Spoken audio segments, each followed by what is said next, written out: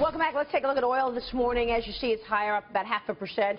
Crude keeping the momentum after snapping that 3-session losing streak yesterday. It has been a dismal start, though, for the year for oil prices, with oil on track for the worst first-half performance in 20 years. A lot of people say that when oil prices go down, stocks also go down. Joining us right now, RegentAtlantic CEO, CIO, and managing partner, Chris Cordaro. Chris, you've got $3 billion in assets under management. Do you allocate capital based on where oil is? We allocate capital based on where cheap stocks are. Okay. And so you're looking for value. We're looking for value, and where we're finding bargains are in the oil space. Tell us about it. Well, I think long-term oil at about $50 a barrel is about where it should be. When you look at it at around 42, and oils have taken a hit, it's a good buying opportunity. That's one of the few areas of the market that we find is cheap and attractive.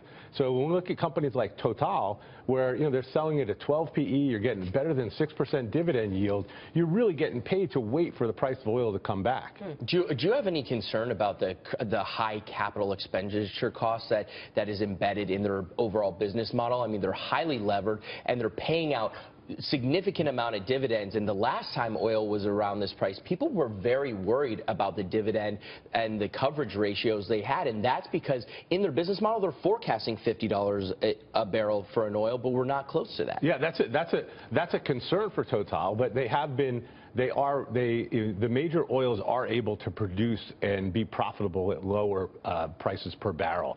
And so we feel that their capital structure is a risk, but it's worth taking that risk. That's interesting. Would you put new money to work in stocks right here? I would. I put new money to work in stocks that are selling at bargains.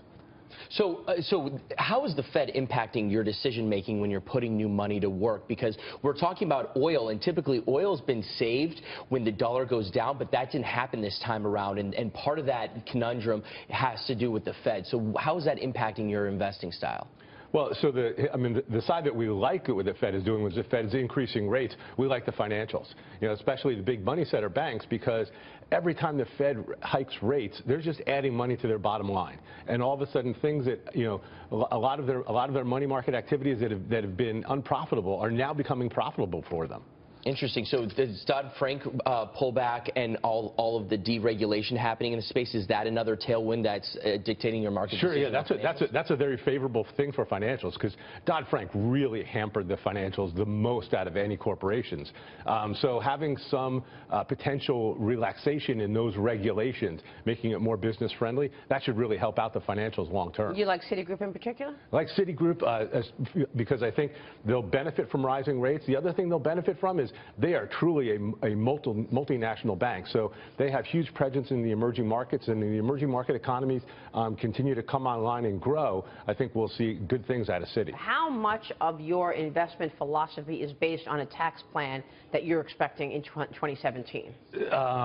Largely none. I don't think we're going to see a tax plan. You don't think they're going to get this done? I wish there was. Look, we do financial planning for our clients. That would be a boon to have a great tax bill, because there's always things that you can do when there's a new tax law. So does the market sell off if what you're saying comes through, that they don't do it? I don't know that the market's expecting it. I'm certainly not expecting it. At this point, Lee, markets are trading on a 15% profit earnings story.